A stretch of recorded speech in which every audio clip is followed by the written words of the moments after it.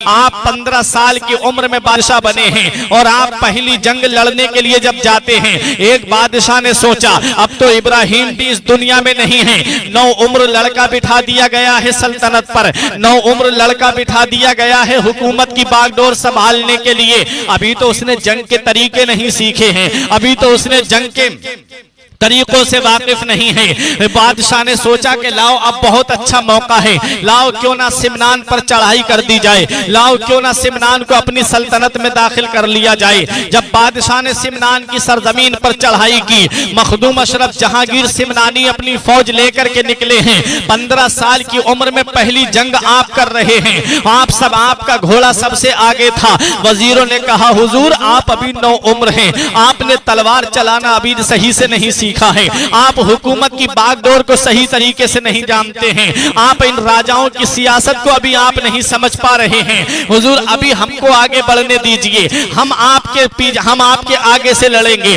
हम आपके पीछे से लड़ेंगे, हम आपके दाएं से लड़ेंगे, हम आपके बाएं से लड़ेंगे। हुजूर मखदूम अशरफ सिमनानी से कह रहे हैं कि आप अभी पीछे चले जाइए, हम आगे बढ़ते हैं, जब तक हम जिंदा हैं आप तक तीरों को पहुंचने नहीं देंगे, जब तक हमारे जिस्म में जान बाकी है हम आपके ऊपर कोई भी तीर कोई भी तलवार का वार आने नहीं देंगे। मखदूम अशरफ जहांगीर सिमनानी फरमाते हैं तुम मुझसे पीछे हटने की बात कर रहे हो, तुमने मेरे खानदान की रीत नहीं देखी है, तुमने मेरे खानदान का तरीका नहीं देखा है। अली शेर खुदा मैदान जंग में जब आते थे तो तलवारों के सर झुके रहते थे। बरेली का इमाम पुकार के कहता है बहरे तस्लीम अली मैदान में सर झुके रहते हैं तलवारों के, सिद्को अदलो करम हिम्मत में 400 शोहरे हैं इन चारों के। हजरत मखदूम अशरफ जहांगीर सिमनानी फरमाते हैं अरे हमें पीछे हटने के लिए कह रहे हो, हमारी शान तो ये है कि जंग में अड़ जाते थे तो पांव शेरों के भी मैदान से उखड़ जाते थे।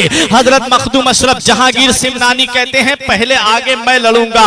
मखदूम अशरफ सिमनानी की फौज लड़ती है और फतह याब हो जाती है। ये मखदूम अशरफ जहांगीर सिमनानी है जिनकी रगों में अली का खून दौड़ रहा है, जिनकी रगों में फातिमा का दूध खून बन करके दौड़ रहा है। उसी खानदान के चश्मो चराग हैं, उसी खानदान के नूरे नजर हैं, उसी हुसैन के लाडले हैं। मैदान जंग में खड़े हैं, दुश्मन को शिकस्त खा करके वापस होना पड़ा।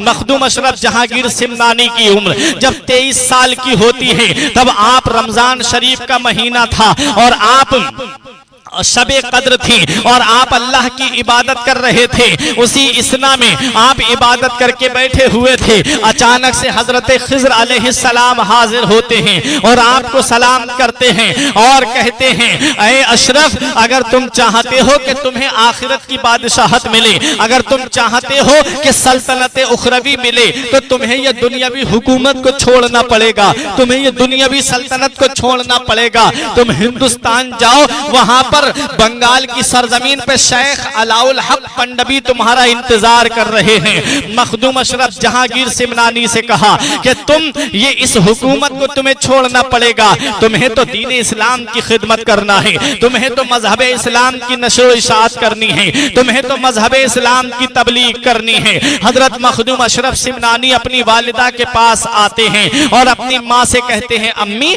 मैं ये इस हुकूमत को छोड़ना चाहता हूँ।